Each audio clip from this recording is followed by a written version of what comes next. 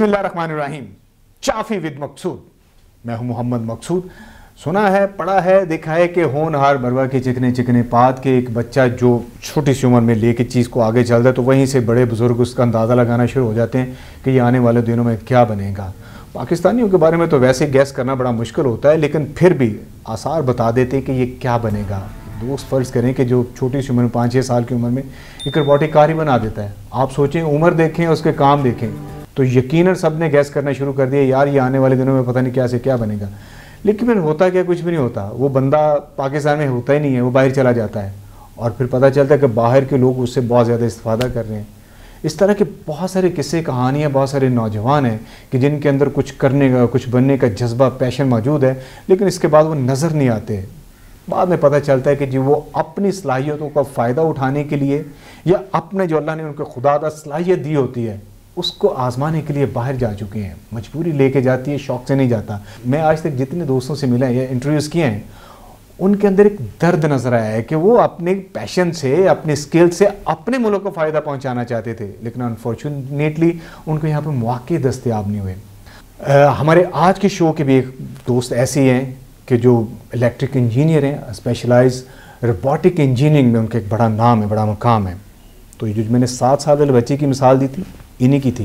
तो इन्हीं से सारा कुछ जानते हैं कि कहाँ से आगाज़ हुआ, फिर ये कंटिन्यू पाकिस्तान को अपने इस स्किल से फ़ायदा क्यों नहीं पहुँचा रहे, बाहर क्यों चले गए। आइए इनसे बात करते हैं, फैसल शाहिद साहब से। अस्सलाम वालेकुम सर। वालेकुम अस्सलाम वरहमतुल्लाहि वबरकातुहू। जनाब बहुत बहुत शुक्रिया मकसूद साहब मुझे इनवाइट करने के लिए।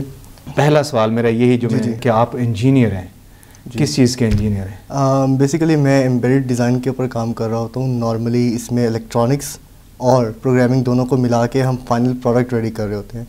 आपको मिसाल के तौर पे जो भी आपके आसपास इलेक्ट्रॉनिक्स के प्रोडक्ट्स हैं, जैसे कि आपके लैपटॉप हो गए, आपके मोबाइल फ़ोन्स हो गए, आपकी टीवी स्क्रीन्स हो गई, एयर कंडीशन हो गई, जहाँ तक आपकी सोच जाती है और आपको लगता है कि इसके अंदर जो इलेक्ट्रॉनिक सर्किटरी है उसका ख़ुद कुछ दिमाग होगा, तो वो आप समझ लें कि इलेक्ट्रॉनिक्स के अंदर एम्बेडेड सिस्टम की फील्ड के अंदर ही आती है।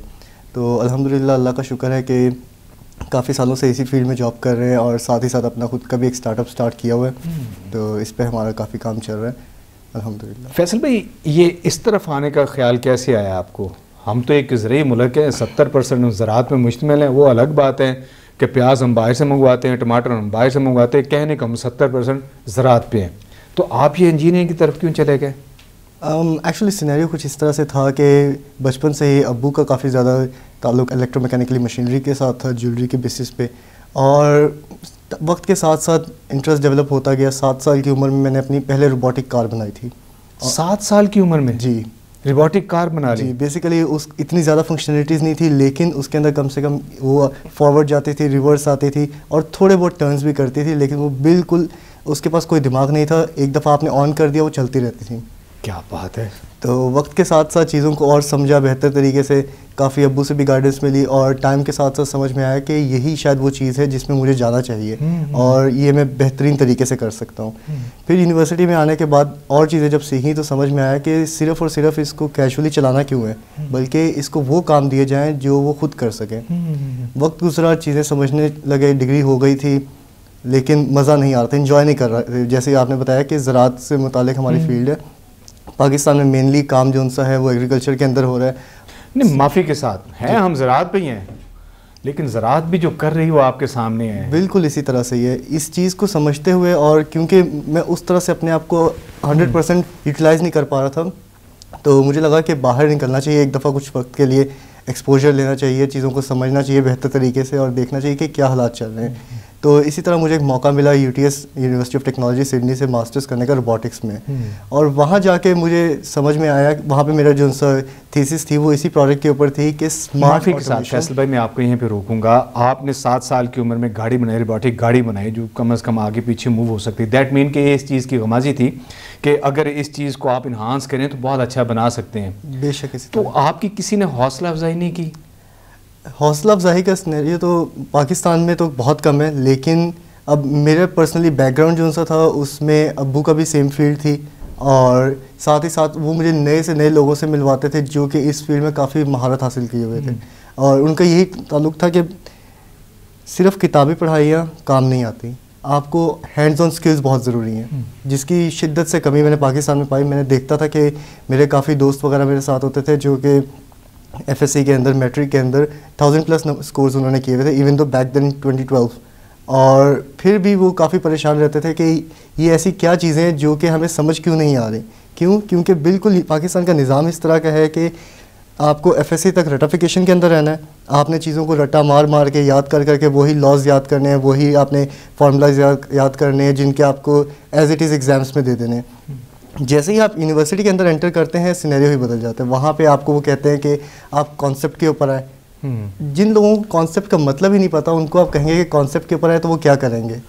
अच्छा, इसका मतलब मैं ये समझूं कि जो एजुकेशन हमें दी जा रही है उसका आपकी सोच के साथ वो कोई इतना ताल्लुक नहीं है, इंटरेस्ट जिस तरफ आपका जा रहा है उन्होंने वो नहीं देखना, वो एक जो सिलेबस बनाया गया आपने बस उसी को फॉलो करना है। Exactly. तो उसका क्या फ़ायदा पढ़ने पढ़ाने का? उसका पढ़ने पढ़ाने का ये फ़ायदा है कि कोई फ़ायदा नहीं। उफ my God, oh my, that mean के नाज़रीन ये बात समझ में आई है कि एक चीज़ आप 10-12 साल बच्चे को पढ़ा रहे हैं और क्या पढ़ा रहे हैं कि जिसका फ़ायदा ही कोई नहीं है। अगर यही 10-12 साल उसकी स्किल को आप प्रमोट करने में लगाएं तो आप देखिए कि एक बच्चा 7 साल की उम्र में उसके इतना ब्रेन है, ब्रिलियंट आदमी है कि वो गाड़ी बना रहा है बच्चा, और अगर 12 साल वो इसको इसी लाइन को आगे लेके चलता तो क्या रिजल्ट आता। बट अनफॉर्चुनेटली वो सिस्टम जिसमें हम सारे पिस रहे हैं और आज जो मुल्क का हाल है वो हम देख रहे हैं।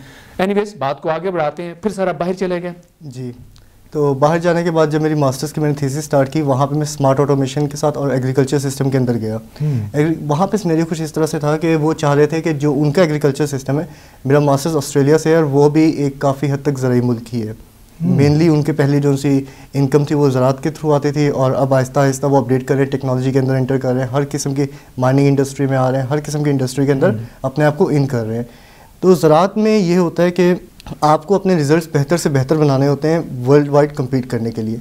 उसके लिए इतने किस्म के सेंसर्स आपके पास है, आपके पास टेक्नोलॉजीज़ हैं जो कि बेटर होती जा रही हैं दिन ब दिन। लेकिन वापस अगर आप पाकिस्तान में आए तो टेक्नोलॉजी का तो उनको पता ही नहीं है। यहाँ पे हम लोग ट्रैक्टर्स यूज़ कर रहे हैं 1990s के, 1980s के, जो अगर किसी के पास हो वो लीड कर रहा है इंडस्ट्री को, ठीक है। और वहाँ से जो ट्रैक्टर्स ख़राब हो जाते हैं जो कि बिल्कुल यूज़लेस नहीं रहते, यहाँ पे आ रहे हैं। यहाँ पे ये नहीं कि टैलेंट की कमी है या किसी चीज़ की कमी है, यहाँ पे सिर्फ एक हमारा छोटा सा प्रॉब्लम है कि हमें वो चीज़ यूज़ नहीं करनी जो हम खुद बनाते हैं, बल्कि हमें बाहर से कोई चीज़ आ जाए जो 100 साल पुरानी भी हो, हमारे लिए वो state of the art technology है। हम कॉम्प्लेक्स के मारे हुए हैं। बिल्कुल इसी तरह से ही है।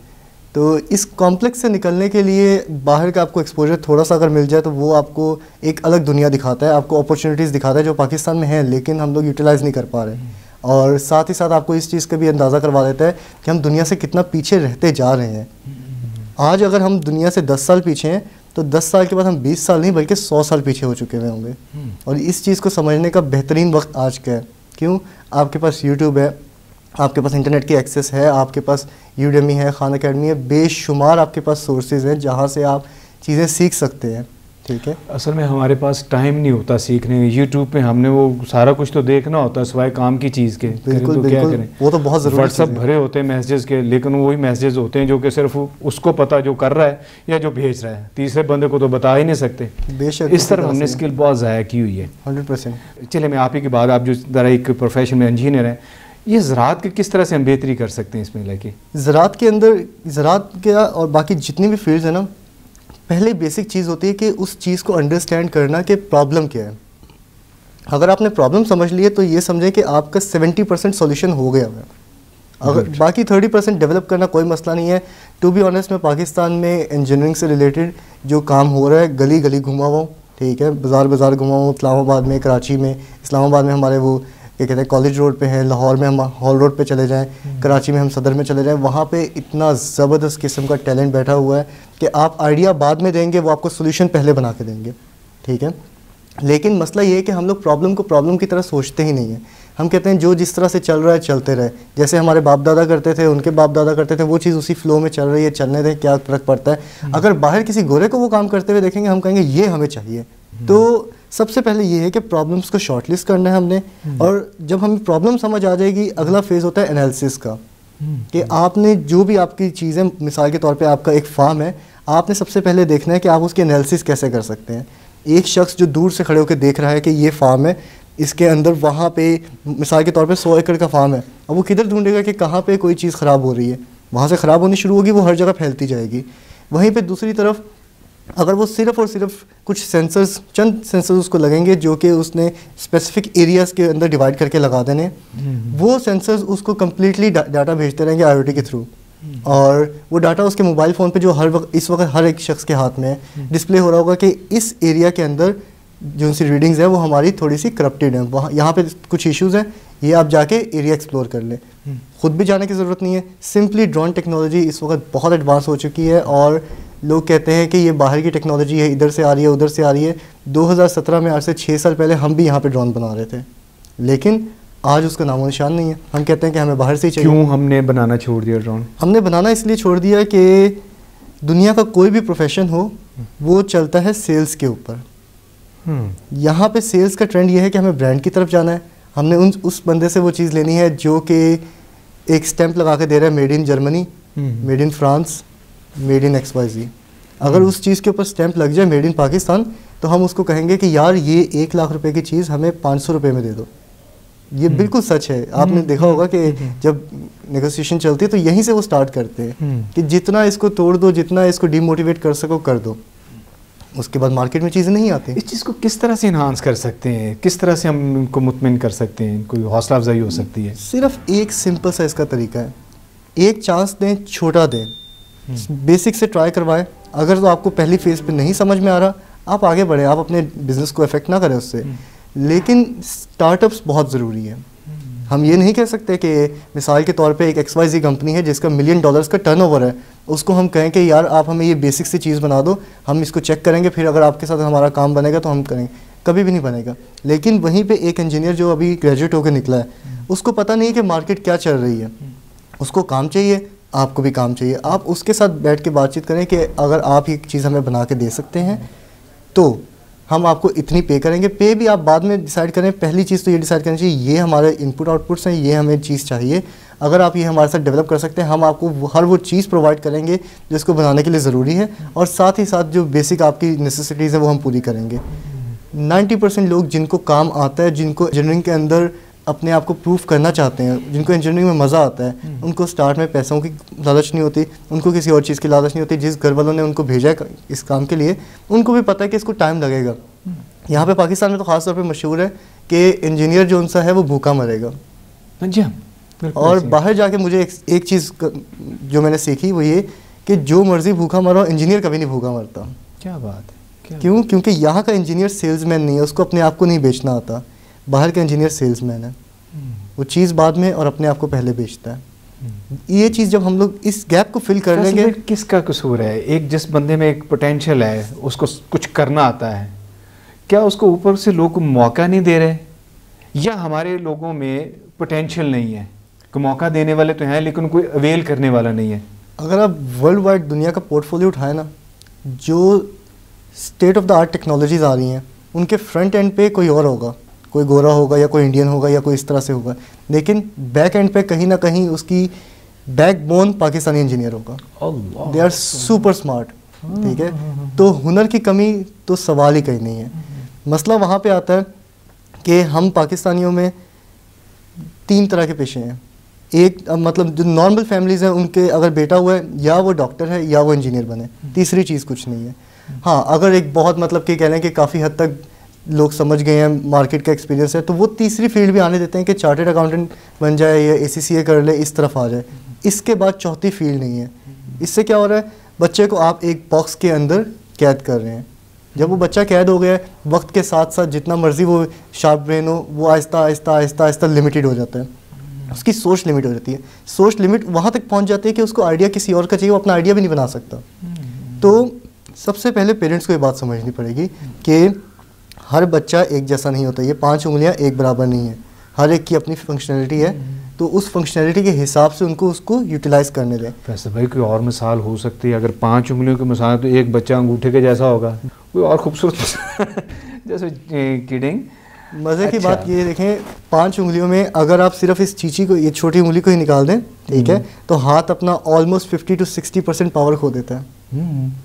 तो हर फील्ड को आपको इम्पोर्टेंस देनी चाहिए। मिसाल के तौर पे एक बंदा आर्ट वर्क में जाना चाहता है, तो आप उसको जाने दें। आज के दिन आर्ट वर्क के थ्रू जो लोग NFTs बना रहे हैं वो मिलियंस ऑफ डॉलर्स कमा रहे हैं। क्या बात, ठीक है, सिर्फ ये कि अपने डिज़ाइंस को डिजिटलाइज फॉर्मेट में लेके जाके सेल करके। ठीक है। अच्छा फैसल भाई, कहीं ऐसा तो नहीं है कि मैं बिल्कुल इत्तेफाक करता हूँ कि बात से कि कोई भी प्रोफेशन है, बंदा उसको लेके चलता है ना, जब वो कहीं ना कहीं निकल जाता है। हमारे यहाँ डाइवर्ट हो जाते हैं, मीन्स के मैट्रिक आने तक सोच कुछ और होती है, उसके बाद BA तक कुछ सोच और हो जाती है, जब प्रैक्टिकल लाइफ में जाता है तो इंटायरली माहौल चेंज हो जाता है। रिजल्ट ये आता है कि फिर हम कहते हैं कि पढ़े लिखे भी रोज़गार पैदा कर रहे हैं हम। क्या मशवरा देना चाहेंगे आप? 100% मैं आपकी बात से इत्तेफाक करता हूँ। मसला सिर्फ इसमें छोटा सा ये है कि एक्सपोजर नहीं है। मिसाल के तौर पे आपका एक दोस्त है, वो आज आपका बेटा कितने साल का है? 10 साल का। 10 साल का है। आप मिले अपने दोस्त से, आपने अपने बेटे को इंट्रोड्यूस करवाया है, उसने देखा है कि माशाल्लाह कंप्यूटर गेम्स खेलता है। इस बच्चे को आप ऐसा कीजिएगा कि सॉफ्टवेयर डेवलपर बनवा दीजिएगा। सही। अब आपने आगे 10 साल लगे ना कि इसको मैंने सॉफ्टवेयर डेवलपर बनाना है, डीप इनसाइड उसका माइंड जो है वो किसी और तरफ है। ठीक है ना, आपने उससे पूछा ना, आपके दोस्त को तो पता ही कुछ नहीं, उसने जस्ट कैजुअल मशवरा दे दिया। अब खुद आपका वो दोस्त सॉफ्टवेयर डेवलपर होगा शायद। ठीक है, उसने कहा कि ये भी इसी तरफ आ जाएगा, फ़ायदा ही फ़ायदा। 10 साल के बाद वो फील्ड ही ख़त्म हो जाती है। बच्चा परेशान है कि अब मैं क्या करूँ। तो ये चीज़ बहुत ज़्यादा इंपॉर्टेंट है कि बच्चे के अंदर से टैलेंट निकालने के लिए उसको ज़्यादा से ज़्यादा चीज़ों को एक्सपोजर दिलाना बहुत ज़रूरी है, वो भी सुपरवाइज्ड। अनसुपरवाइज्ड काम बिल्कुल भी नहीं करना चाहिए। सुपरवाइज करने का तरीका ये है कि आप उसको बताएं कि मिसाल के तौर पे ये एक फील्ड है, इसके अंदर से ये रिस्पॉन्स निकलता है। उनको DIY एक्टिविटीज़ करनी चाहिए, डू इट योरसेल्फ। ठीक है, कि वो अपने आप को एक्सप्रेस कर सकें कि अच्छा मैं ये कर रहा हूँ, इसका मुझे ये फ़ायदा है, मैं ये कर रहा हूँ, उसका मुझे ये फ़ायदा है। बाहर का एजुकेशन सिस्टम क्यों कामयाब है? उनके बच्चे को खाना बनाना भी आता है, उनके बच्चे को कंस्ट्रक्शन करने भी आती है, उनके बच्चे को इलेक्ट्रॉनिक सर्किटरी का पता है, उनके बच्चे को प्रोग्रामिंग भी करने आती है, उनके बच्चे को अगर आप बोलें कि मेडिकल की बेसिक्स क्या है उसको वो भी आती हैं।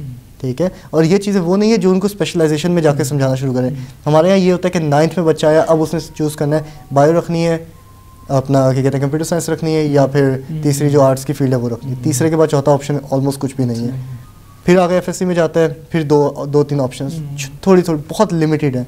वो शुरू में ही बच्चे को इतना एक्सपोजर दे देते हैं कि उसको कम से कम इतना पता होता है कि उसने हाई स्कूल में क्या सब्जेक्ट चूज़ करना है, और उस हाई स्कूल के सब्जेक्ट चूज़ करने के अंदर पेरेंट्स का इंटरफेरेंस नहीं होता।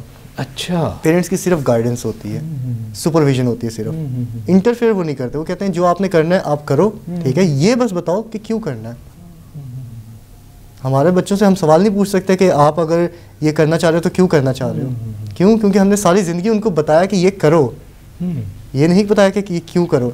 मिसाल के तौर पे आज का आपका बच्चा जो उनसे जब वो 7-8 साल का है, ठीक है, उसको माशाल्लाह से मैथ्स की बेसिक्स आती हैं, आप उसको बिठाएं और बताएं कि ये मैं XYZ बिज़नेस कर रहा हूँ, मुझे इसमें ये प्रॉब्लम आ रही है, तुम्हारी क्या राय है। आपने कभी ज़िंदगी में उसमें उसकी राय पे नहीं चलना, लेकिन अगर आप उसको वो पूछेंगे, वो बैठ के सोचेगा कि मेरे अब्बू ने मुझसे राय पूछी और मैं बता नहीं सका, अगली दफ़ा तो मैं ऐसी बात बताऊंगा कि वो भी परेशान हो जाए। Very good, very good. Next time वो कुछ सोच के आएगा, गलत होगा सही होगा वो बात की बात है, गलत सही से हमें निकलना है, सही सही। हमें बच्चे का दिमाग खोलना है।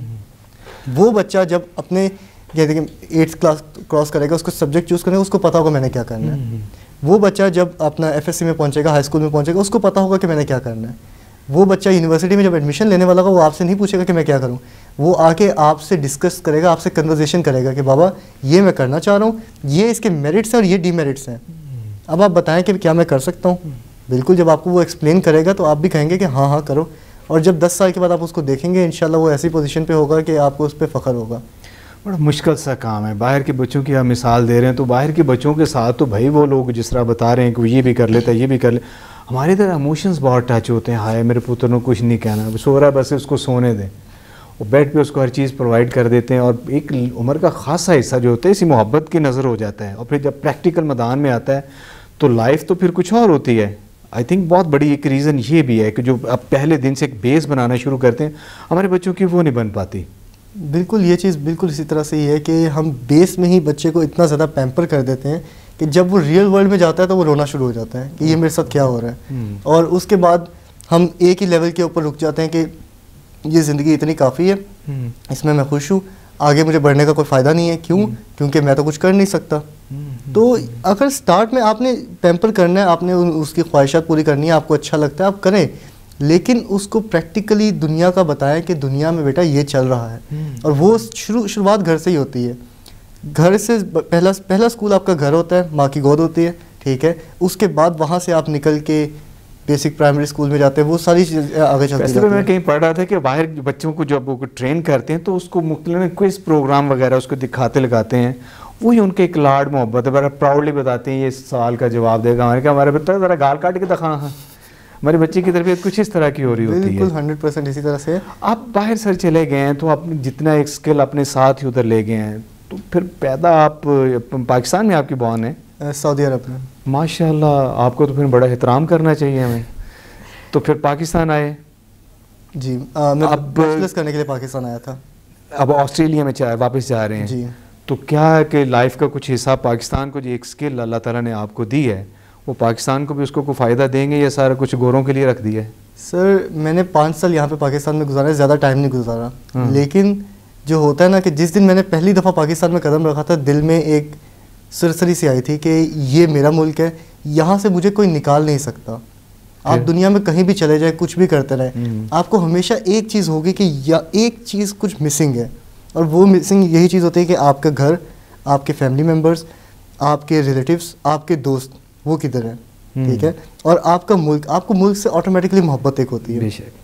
मेरे यहाँ पे जब मैंने 5 साल गुजार लिए, उसके बाद मेरा लिटरली कोई भी मकसद नहीं था कि बाहर जाऊँ कुछ करूँ, लेकिन इंडस्ट्री यहाँ पे इतनी डेवलप नहीं है। मैं अगर यहाँ पे रहता, शायद जो मैंने पिछले 4 सालों में ऑस्ट्रेलिया में सीखा है, मुझे वो सीखने में 10 साल लगते, और आगे फिर उसको इम्प्लीमेंट करने का मेरे अंदर जो जज्बा होना था वो मर जाना था कि यार 10 साल मुझे सीखने में लग गए, मैं किसी को क्या सिखाऊं। लेकिन आज अल्हम्दुलिल्लाह मैं इस पोजीशन पे हूँ कि I am willing to help all of my colleagues and all of my peers, कि जहाँ पे जिसको कोई भी प्रॉब्लम आए, ठीक है, डिस्कस विथ मी। मैं इधर भी अल्हम्दुलिल्लाह अपने कुछ स्टार्टअप्स वगैरह स्टार्ट कर रहा हूँ, जिसके अंदर बेसिकली वजह ये नहीं है कि पैसा कमाया जाए उस चीज़ से, बल्कि यूथ को उस तरफ लेके जाएं कि हम मिल के आगे बढ़ सकें। अकेले आप एक सिंपल से आप कंस्ट्रक्शन के रिलेटेड आपको एक मिसाल देना पसंद करूँगा कि एक तिनके को खड़ा करें, जितना मर्जी वो ऊपर जाए, उसको जैसे ही छोड़ेंगे वो गिर जाएगा। वहीं जब एक बंच आएगा तिनकों का, वो एक दूसरे को उठाते उठाते कहाँ तक चले जाएंगे। इस चीज़ की हमें ज़रूरत है। बाहर आप कंफर्टेबल फील कर रहे होंगे? बाहर अल्हम्दुलिल्लाह ठीक है सब कुछ। और जो यहाँ पाकिस्तान के हालात जिस तरह से आए दिन की खबरें इसी तरफ जा रही हैं, खुदा न खास्ता कहीं डिफ़ॉल्ट की तरफ जा रहे हैं, मईशत बैठ रही है, सियासतदानों ने ये कर दिया, दुख तो होता होगा? मकसूद साहब, दुख तो बहुत होता है, लेकिन एक चीज़ सिर्फ अल्लाह पाक पे बहुत यकीन भी है, और अपने पर्सनल एक्सपीरियंस से भी इस चीज़ को एनालाइज़ किया कि माशाल्लाह से बहुत करम है अल्लाह पाक का इस कौम के ऊपर। जिस वक़्त इनका माइंड एक दफ़ा घूम जाता है ना कि हमने तो ये करना ही करना है, फिर ये पीछे नहीं हटते कि ये कैसे होगा, मुल्क डिफ़ॉल्ट हो रहा है, रिसोर्सेज ख़त्म हो गए हैं, सब कुछ हो रहा है, ये कहते हैं कि अब हम कर लेंगे। आज भी माशाल्लाह से अगर आप ये कहते हैं सर्च आउट करें तो आप देखेंगे कि वर्ल्ड वाइड छोटा सा ये एक मुल्क है पाकिस्तान, ठीक है, और बेशतर अवाम जो सी है वो लिटरेसी रेट के अंदर भी नहीं आती। जो आती हैं, आपको पता है कि यहाँ पे लिटरेसी रेट का क्राइटेरिया ये है कि अलिफ बे जीम अगर आप बोल सकते हैं, पढ़ सकते हैं, लिख सकते हैं तो आप लिटरेट हैं, ठीक है, लेकिन ये क्राइटेरिया कोई नहीं है। हम असल में जो पाकिस्तान में रहते हैं, हम जानते हैं कि एक्चुअली कितनी अवाम पढ़ी लिखी है या चीज़ों को समझती है, शऊर है जिसको। इसके बावजूद भी वर्ल्ड वाइड दुनिया के बड़े तरीन मुल्कों के साथ हम कम्पीट कर रहे हैं फ्रीलांसिंग के अंदर। अपनी इतनी ज़बरदस्त किस्म की सर्विसेज प्रोवाइड कर रहे हैं कि हर फील्ड के अंदर, आपकी वो वीडियो एडिटिंग की फ़ील्ड हो, आपकी सर्किट डिज़ाइनिंग की फ़ील्ड हो, आपकी एम्बेडेड सॉल्यूशंस की फ़ील्ड हो, आपकी सॉफ्टवेयर प्रोग्रामिंग की फ़ील्ड हो, बेहतरीन सॉल्यूशंस दिए जा रहे हैं। ये तो उनको इनफरादी तौर पे फ़ायदा हो रहा है ना। बिल्कुल। इसमें मुल्क की खिदमत कहाँ आई? इसमें मुल्क की खिदमत यहीं पे आएगी कि सबसे पहले हमें एक स्ट्रक्चर इस तरह का होना चाहिए जहाँ पे टैक्स दिया जा सके, लेकिन वो टैक्सेशन का स्ट्रक्चर उस वक्त बनेगा जब आवाम के पास एक दफ़ा ओपन पैसा आएगा, ठीक है। मुल्क को थोड़ा मुल्क अभी भी इन्वेस्ट कर रहा है इस चीज़ के ऊपर कि लोगों को स्किल्स दी जा सके, लेकिन वो जो स्किल्स देने का तरीका है वो काफ़ी आउटडेटेड है। आउटडेटेड से मुराद ये है कि आप उनको ये सिखा देते हैं कि मिसाल के तौर पे वर्डप्रेस के ऊपर आपने एक सिंपल सा पेज किस तरह से बनाना है, लेकिन आप उनको कोई अपॉर्चुनिटी नहीं प्रोवाइड करते कि कहाँ पे बनाया जाए। वो अपॉर्चुनिटी वो लोग ऑनलाइन फ्रीलांस की दुनिया में उनको मिलती है, वो वहाँ पे जाके काम करते हैं और फ़ायदा होता है। मुल्क को बेसिकली छोटा सा एक स्टार्टअप का सिनेरियो क्रिएट करना पड़ेगा जहाँ पे वो लोगों को ये चांस दे सकें कि आपने ये काम अब सीख लिया, ठीक है, हम चीज़ें सोर्स करते हैं, हम क्लाइंट सोर्स करते हैं, हम बंदे ढूंढ के लाते हैं, कंपनीज ढूंढ के लाते हैं जिनको ये काम चाहिए, और आप हमारे लिए करके दें। ये किस मुल्क का सिनेरियो है ये हम यहाँ पे डिस्कस नहीं कर सकते, थोड़ा सा हमारे मुल्क के आपस में मामलात ख़राब हैं, लेकिन वो हमारा उस मुल्क में ये चीज़ इतनी शिद्दत से की जा रही है कि आज से हमसे मुश्किल से 1-2 साल पहले या बाद में आज़ाद हुआ था और आज हमसे बहुत आगे निकल चुका है। ये तो ज़्यादती है ना, उसको आगे नहीं निकलना चाहिए था, बड़ों का एहतराम करना चाहिए, उसको एहतराम करते तो। लेकिन सर कहते हैं कि जिसने आगे निकलना उसने निकल जाना है। ये जो फी ज़माना चल रहा है ना, अगर आप देखते रह जाएंगे तो फिर आप देखते रह जाएंगे। कुछ करने के लिए सोच के साथ आगे बढ़ने की ज़रूरत। आप क्या महसूस करते, कोई पैगाम देना चाहेंगे अपने नौजवान दोस्तों को कि इन जो हालात चल रहे हैं, इन हालात को चीरते हुए अपना रास्ता कैसे बनाना है? मैं सिर्फ एक सिंपल सी बात हमेशा करता हूँ कि अगर आपने कुछ ज़िंदगी में करना है तो ओपनली करना है, डरना नहीं है। और एक बहुत मशहूर कहावत है हमारे इंजीनियरिंग डिपार्टमेंट में होती थी कि यार अगर सीट ज़ाया करनी है तो फिर एडमिशन ही क्यों लिया, क्यों आए, किसी और का आपने टाइम वेस्ट किया है, किसी और के जो ज़्यादा पोटेंशियल होता था। हो सकता है कि आपके नंबर्स जो उनसे हैं वो 1100 में से एफएससी की बेसिस के ऊपर 1095 हो, लेकिन आपका इंटरेस्ट जो उनसे है वो किसी और फील्ड में है। आप उस फील्ड के इंटरेस्ट को छोड़ के आप आ रहे हैं किसी और फील्ड के अंदर जहाँ पे आपको बिल्कुल भी मज़ा नहीं आता, आप अपना टाइम ज़ाया कर रहे हैं, आपको भी पता है आप टाइम ज़ाया कर रहे हैं, और तीसरे सेमेस्टर में आपको पता है आपकी क्या हालत हो जाती है। लेकिन आप कह रहे हैं कि नहीं, मैंने अपने घर वालों को दिखाना है, मैंने अपने ख़ानदान वालों को दिखाना है, मैंने दोस्तों को बताना है कि मेरी XYZ यूनिवर्सिटी के अंदर एडमिशन हो गया, और फिर आगे आप 4 साल रोते हैं। उससे बेहतर ये है कि अपने पैशन की तरफ जाएं। आपके पेरेंट्स आपकी उस बात को नहीं मानना चाह रहे, आप उनको प्यार से समझाएं और थोड़ा सा लॉजिकली बात करने की कोशिश करें, क्योंकि बच्चे बहुत जज्बाती हो जाते हैं यहाँ पे। छोटी सी बात करें, वो आगे से कह रहे होते हैं कि हमें दुनिया के हर किस्म का नॉलेज आ गया, आपको तो कुछ पता ही नहीं है। सही तो इस चीज़ से थोड़ा सा हट के सीखने की कोशिश करें और अपने पैशन को फॉलो करें। इंशाल्लाह ताला अल्लाह पाक खैर करेंगे। इंशाल्लाह पैवस्ता रहे, शजर से उम्मीदें बाहर रखें। नाज़रीन, कहते हैं कि पाकिस्तान में 51% ख़वातीन हैं, और ख़वातीन को मार्केट में काम करने की जितनी आज़ादी है वो आप दोस्त भी जानते हैं। इसके बाद हमारे कुछ बच्चा जो प्रैक्टिकल लाइफ में दाखिल होता है वो राउंड अबाउट का आफ्टर 18 ईयर्स के आता है, या 17 या 16। उसके बाद एक 50 प्लस होने के बाद बंदा वैसे ही घर बैठ जाता है कि जी अब इनकी खिदमत होनी। बहुत थोड़ी रेशो बचती है जो कि पाकिस्तान को लेके चल रही है, ख़ानदानों को लेके चल रही है, वो नौजवानों की है। बहुत ज़रूरी है कि नौजवान जब अपनी मंजिल का तयन करें तो एक स्किल को देख कर करें कि उनके अंदर है क्या, और उसके बाद जो हजरात हैं ऊपर बैठे हुए, उनको चाहे मौके पैदा करें उनके लिए कि जो उनके अंदर स्किल है वो उससे उसी तरह का काम लें। ऐसा ना हो कि बच्चा पढ़ के कुछ है, आगे उसको वो मैदान ना मिले और उसकी वो स्किल ज़ाया हो जाए, वो उसके ज़िंदगी के साल हो जाएं। इंशाल्लाह हम पाकिस्तान जो भी एक मुश्किलात आई हैं इनसे ज़रूर निकल जाएगा।